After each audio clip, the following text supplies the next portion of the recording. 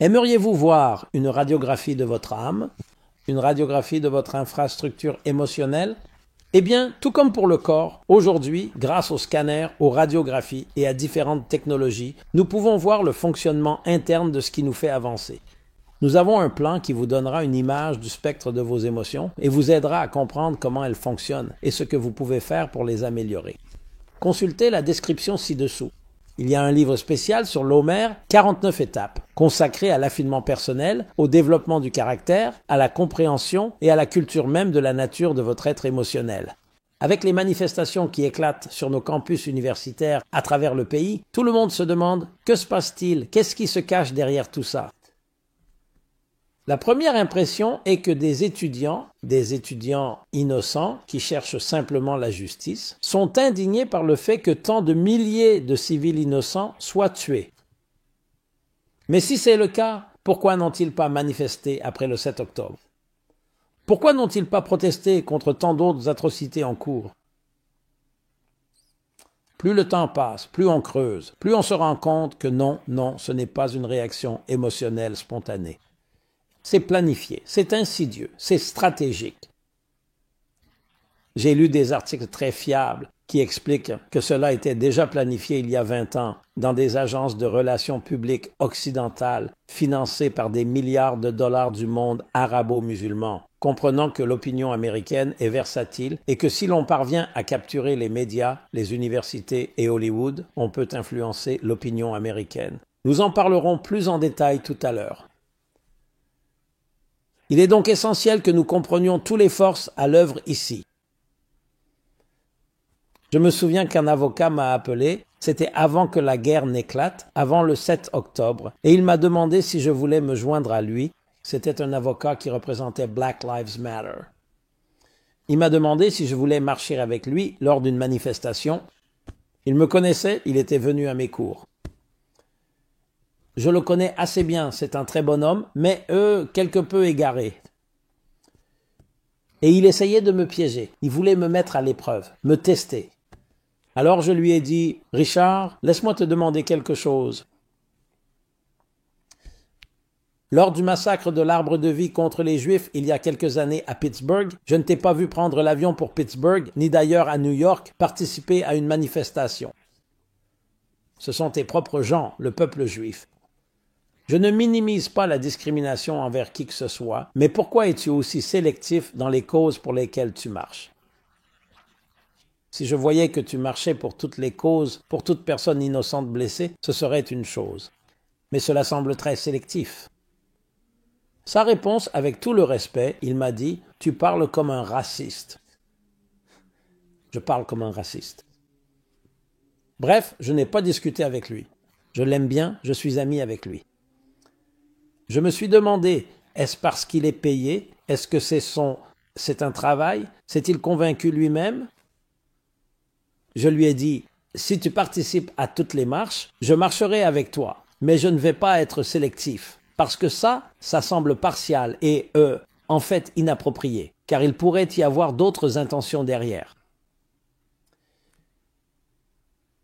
Quand tu entends quelqu'un s'indigner d'une atrocité en particulier, mais pas d'une autre, tu dois immédiatement te demander pourquoi. Qu'est-ce qui se passe? Même si tu as des critiques à formuler contre Israël, et je suis sûr qu'il y a des choses à critiquer, mais Israël aurait tort sur absolument tout. Y a-t-il la moindre compassion? On n'entend pas ça. Alors tu commences à creuser plus profondément et tu te rends compte qu'il y a autre chose derrière. Je ne pense même pas que ce soit de l'antisémitisme flagrant. Je pense qu'il y a des gens qui en ont, oui. Je pense que c'est de l'ignorance avec des agendas qu'on ne connaît même pas. Ça pourrait être des intérêts financiers. Ça pourrait être des personnes qui cherchent à promouvoir des agendas marxistes et de gauche, la cancel culture, comme on le sait, le mouvement woke. Qui sait? Est-ce simplement de l'anarchie contre l'Amérique, une Amérique détestée par certains individus?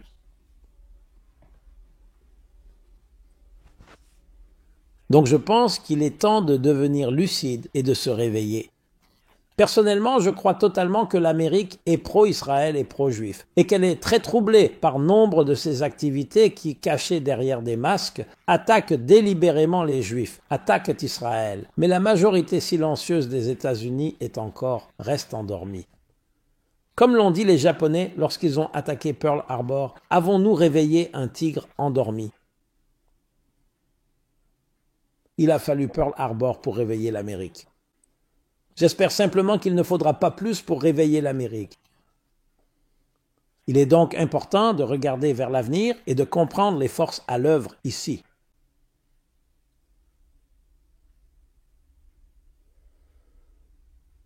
Vous savez, ce que je n'arrive pas à comprendre, après tout ce que nous avons traversé dans l'histoire, les guerres, cela me semble être une équation très simple.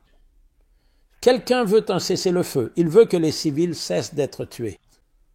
Appelons-les des civils innocents, même si vous voulez les appeler ainsi. Il y a une façon simple d'y parvenir. Cela s'appelle se rendre. Vous avez attaqué Israël. Vous avez attaqué plus de 1200 hommes, femmes et enfants de la manière la plus horrible et la plus barbare qui soit.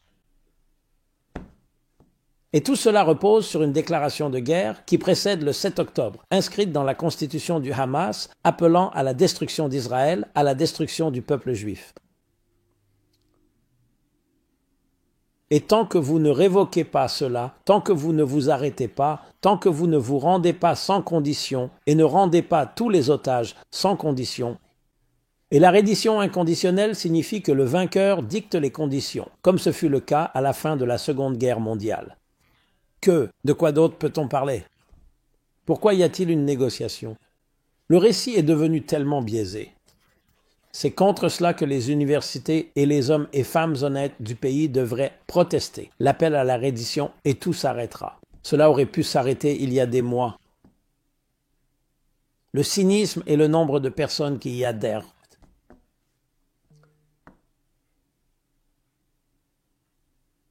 C'est l'équivalent de Hitler et des nazis affirmant que les Juifs dans les camps de concentration sont les oppresseurs. Hitler a réellement dit cela en 1945, à la fin de la guerre, en 1944. Il disait « Je n'ai jamais voulu faire la guerre. Ce sont les Juifs qui ont initié et provoqué cette guerre. Ils nous ont entraînés dans cette guerre. C'est pourquoi ils doivent être anéantis. » Où cela s'est-il exactement produit? Mais c'est l'histoire, c'est son récit. Les similitudes sont frappantes. Il y a autre chose. Je veux défendre ce point. Je pense que toute personne sensée et intelligente, il n'est pas nécessaire d'être un génie, regarde cela et voit la clarté. Et pour ceux qui ne la voient pas, je ne pense pas qu'un argument changera quoi que ce soit. Alors allons-y, mais nous devons creuser plus profondément. Nous devons comprendre que l'objectif ici, surtout avec une élection qui approche, c'est de convaincre le plus de personnes possible, des esprits innocents, ainsi que les médias, Hollywood et tous ceux qui sont naïfs et ne savent même pas de quoi nous parlons, d'essayer de rallier et ensuite retourner le pays contre Israël, contre le peuple juif.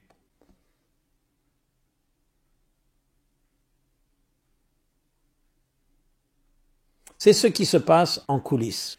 Et c'est là que l'on trouve des étudiants qui n'ont même pas la moindre idée de pourquoi ils manifestent. Et c'est pour cela qu'ils se cachent derrière des masques. Si c'est une si bonne cause, pourquoi ne pas l'assumer ouvertement? Pourquoi faut-il qu'il y ait un élément de terreur, un aspect violent de la menace, de la peur? Cela ne vient pas d'un signe de...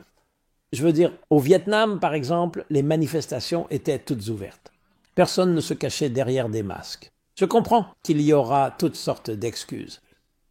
Donc, c'est absolument une attaque d'un fondamentalisme musulman extrême contre les États-Unis, pas différente de l'attaque du 11 septembre contre nos libertés. Ensuite, l'Amérique s'est réveillée, du moins pendant un certain temps, parce que c'était clair, c'était une attaque flagrante. Bien sûr, ils ont voulu changer le récit en disant que les Juifs étaient aussi derrière cela.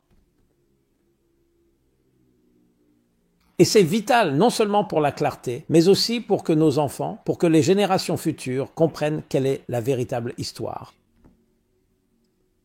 Donc la véritable histoire, c'est que je me réfère toujours à Qutba, QUTB, Sayyid Qutba, l'un des pères du fondamentalisme musulman moderne qui a été exécuté par Nasser, le président Gamal Abdel Nasser d'Égypte en 1968, parce qu'il menaçait son régime, un régime plus baassiste, on peut dire pan-arabe, plus laïque musulman, et la confrérie des frères musulmans. Un homme qui était un érudit, qui a écrit, je crois, un commentaire du Coran en 80 volumes. Il a clairement expliqué que Dieu avait choisi l'islam après que les Juifs et les chrétiens aient échoué à transformer ce monde en un lieu divin. Donc c'est une guerre de la vérité musulmane des dieux, de Dieu contre les infidèles. Nous appelons cela les croisades judéo-chrétiennes. Qu'ont fait les Juifs et les croisades? Les croisades ont attaqué les Juifs, essayant de rassembler les chrétiens et les Juifs, étant les forces décadentes, infidèles, anti-Dieu qu'il faut éliminer. Maintenant, est-il vrai que le monde occidental est décadent? Oui, c'est vrai, mais le monde musulman l'est aussi. Qu'est-ce que vous en pensez? Et il a même appelé à un djihad violent pour faire avancer cette cause. C'est cela qui a façonné l'esprit d'Oussama Ben Laden et de nombreux jeunes hommes et femmes intelligents et instruits jusqu'à aujourd'hui. Donc, c'est une guerre religieuse. Ce n'est pas une guerre simplement pour un morceau de terre. Un musulman, l'islam doit contrôler surtout une terre sainte, une terre promise comme Israël, et pas un seul pouce ne peut appartenir à quelqu'un d'autre qu'à eux. Et les Juifs se dressent sur leur chemin. C'est pourquoi ils n'acceptent aucune proposition de paix. C'est pourquoi ils ne sont pas vraiment prêts à négocier. Et même s'ils le font, ce n'est qu'une façade pour obtenir quelque chose et ensuite en demander davantage. Ils ne seront jamais en paix et ils accuseront Israël en disant « Vous nous asservissez ». Vous savez quoi? Dans ce monde, le peuple juif a vécu en Europe pendant de nombreuses années. Ils ont vécu dans des pays musulmans pendant de nombreuses années. Ensuite, ils ont été exterminés, ils ont été expulsés. Et qu'ont-ils fait? Ils sont partis et ils ont construit des foyers et des communautés ailleurs, y compris en Israël. Mais vous ne voyez pas le monde arabo-musulman s'unir et dire « Ah, tu n'es pas palestinien, tu viens de Jordanie, tu viens d'Égypte ». Non, l'Égypte construit un mur, n'autorisant pas ces civils innocents à venir, ne leur offrant même pas temporairement un refuge. Où est l'humanitarisme là-dedans? Parce que c'est pratique, il est très facile de les garder dans ce camp de concentration. Ne les laissez pas sortir et blâmez Israël pour tout cela.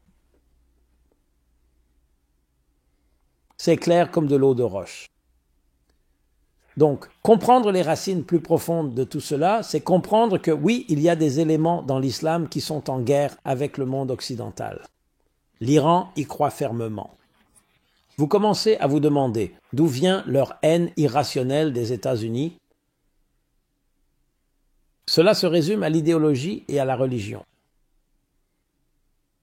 Que veut l'Iran? Il veut la domination. L'islam va devoir apprendre, tout comme le christianisme l'a fait, que nous devrons trouver un moyen d'être en harmonie avec les autres enfants d'Abraham. Et vos passions religieuses sont toutes belles, mais elles doivent être canalisées de manière pacifique. Mais nous n'en sommes pas encore là. Il y a des guerres à mener. Et les États-Unis, de façon intéressante, pour leur propre agenda politique, sont généralement du bon côté. Mais quand il s'agit de politique, et qui sait quelles forces sont à l'œuvre, où Biden n'est clairement pas celui qui prend la plupart des décisions, quelles forces agissent en coulisses avec leur propre agenda? Mais le public américain, réveillez-vous. Et nous nous réveillons par les urnes, en votant. Nous nous réveillons en prenant la parole. D'une certaine manière, c'est une bénédiction déguisée car les gens sortent de l'ombre. Eh bien, voyons d'où vient le financement. Suivez l'argent.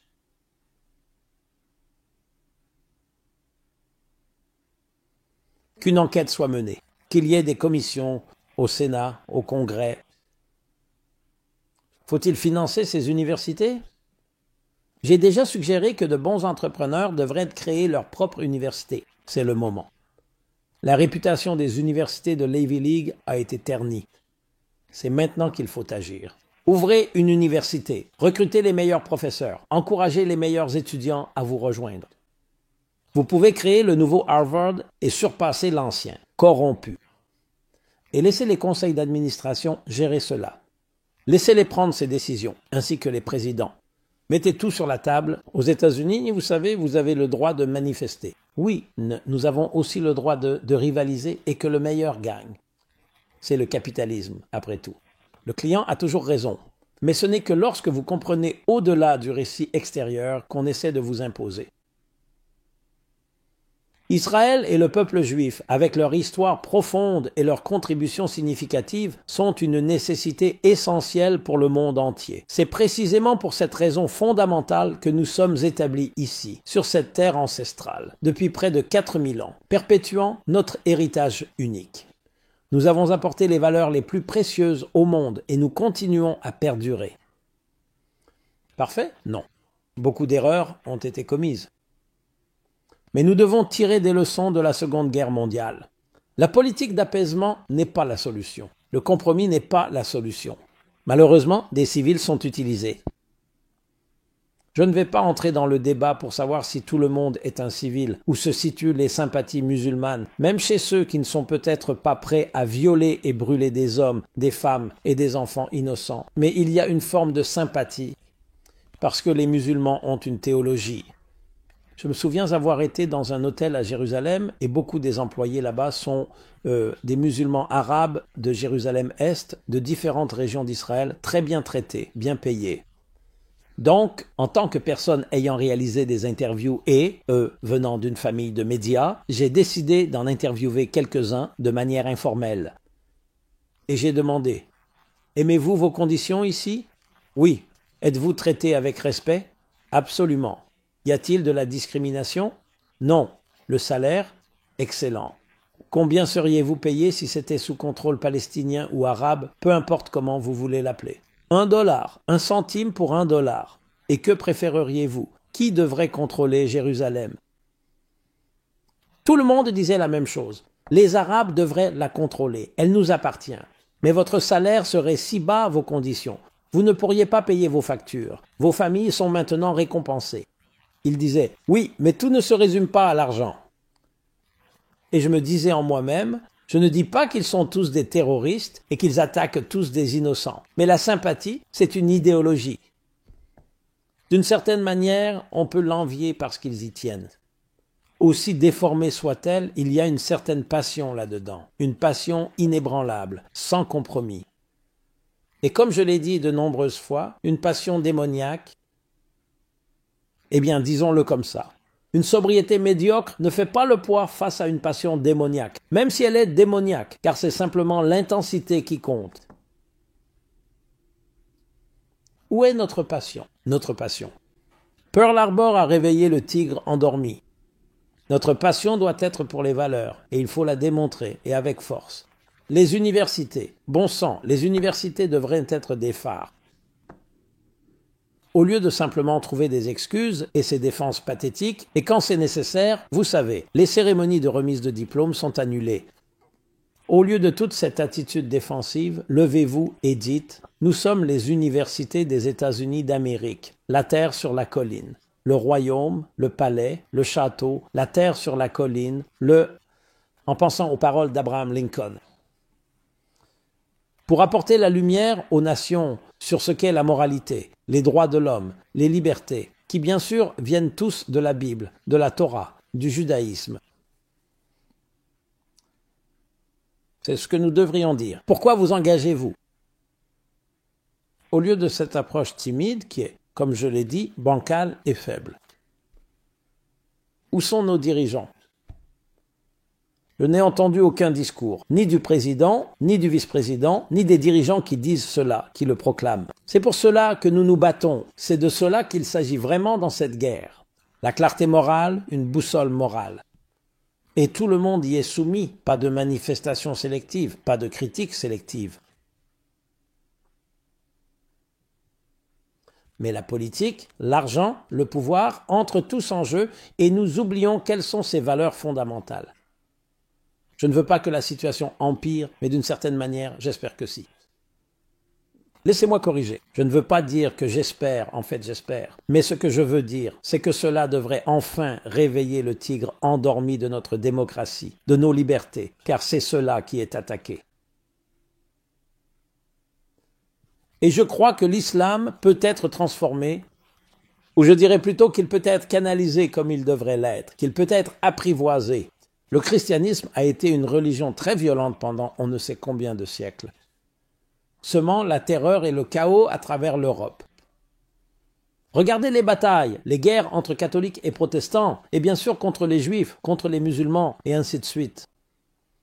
Les croisades, tout cela au nom de la religion, tout cela au nom de la foi. Mais le temps a passé, la réalité s'est imposée, il y a eu une correction du marché, et cela a été maîtrisé, donnant naissance à un magnifique pays comme les États-Unis. Mais nous perdons de vue l'essentiel. Nous avons perdu de vue notre mission, notre vocation. Il est temps de la retrouver. C'est ce dont nous avons besoin ici. Ce n'est pas une guerre contre le Hamas à proprement parler. Leur guerre est contre notre façon de vivre, contre nos libertés. Et ils en abusent et les exploitent en disant « Oh, la liberté de… » Est-ce que de telles manifestations seraient autorisées dans un quelconque pays musulman? Ils utilisent donc nos libertés contre nous. Il est temps de se réveiller et de dire « Voici la véritable guerre ». La guerre n'est pas Israël contre les musulmans, la guerre est pour Dieu, la guerre est pour la moralité, la guerre est pour les droits de l'homme, la guerre est pour la décence. Et il existe des moyens de traiter les griefs.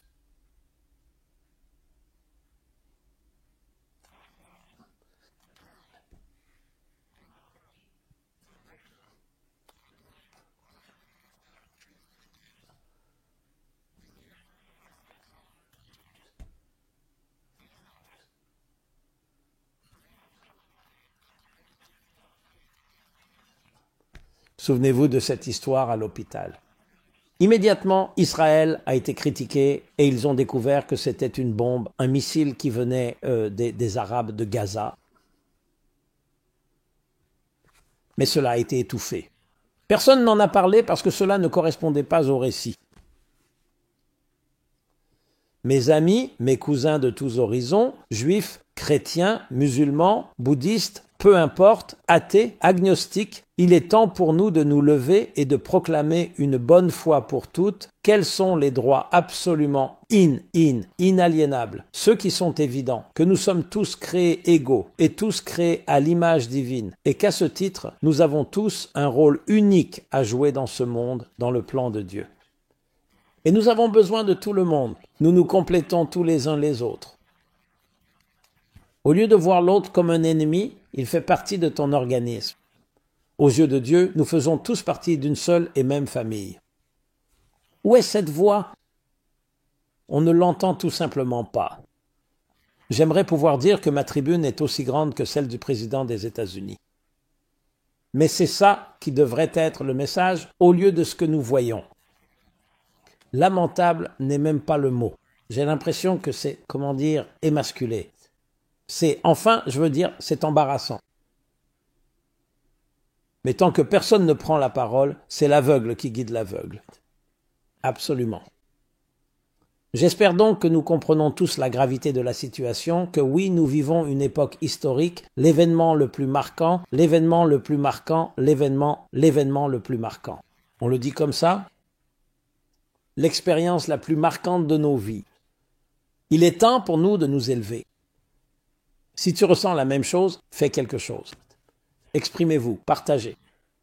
Faites-le toujours de manière civile et avec un ton agréable, mais avec clarté, avec une clarté absolue.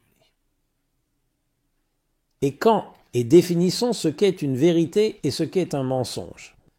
Et peu importe combien de personnes crient dans les différentes émissions de commentateurs, crier ne veut rien dire. Examinons chaque argument pour sa propre valeur. Et vous voyez toujours qu'au final, c'est celui qui représente vraiment ce qui est juste, ce qui est droit. C'est une opportunité historique